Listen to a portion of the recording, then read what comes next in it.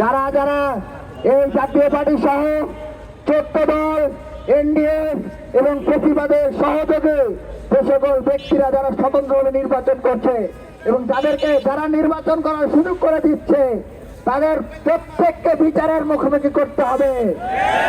আমরা ইলেকশন কমিশনকে হুঁশিয়ারি করে বলে দিতে চাই, এখনো সময় আছে, জনতার চোখের ভাষাকে বোঝার চেষ্টা করুন।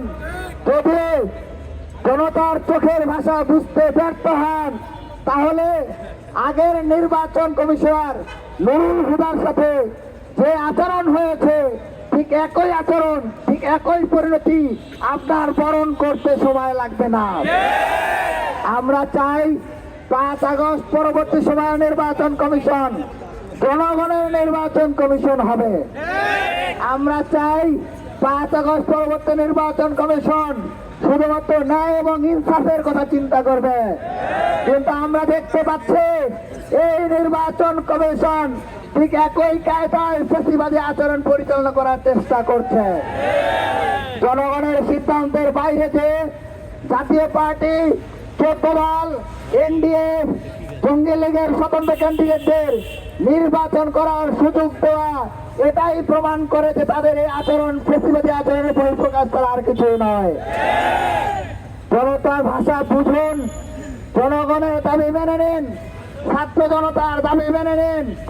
আমরা আবারও বলছি, ইতিমধ্যে আমাদের যে দাবি ছিল সেই দাবির পরিপ্রেক্ষিতে আমরা হাইকোর্টে রিট করেছি। হাইকোর্ট আমাদের রিটে রুল জারি করেছে। আমরা মনে করি এমত অবস্থায় আপনাদের উচিত জাতীয় পার্টি 14 দলের মনোনয়ন স্থগিত ঘোষণা করা।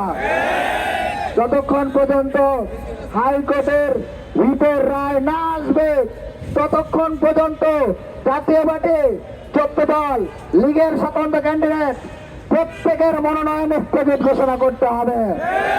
প্রিয় ভাইরা, আমরা দেখতে পাচ্ছি নির্বাচন কমিশন নির্বাচনের প্রতিনিধিদেরকে, নমিনিদেরকে নিরাপত্তাজনিত ব্যর্থতার পরিচয় দিচ্ছে।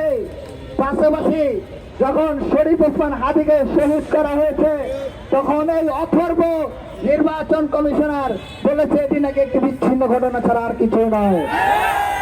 আমি তাকে প্রশ্ন করতে চাই, এটি যদি বিচ্ছিন্ন ঘটনা হয়ে থাকে এবং এই একই ধরনের বিচ্ছিন্ন ঘটনা যদি জঙ্গি লীগ আপনার সাথে ঘটায় তাহলে কি আপনি সেটি মেনে নেবেন? আপনি কি সেটি মেনে নেবেন? সেই প্রশ্নটা আপনার কাছে রাখতে চাই। যদি আপনি মেনে না নিতে চান তাহলে এখনো সময় আছে, এখনো সময় আছে।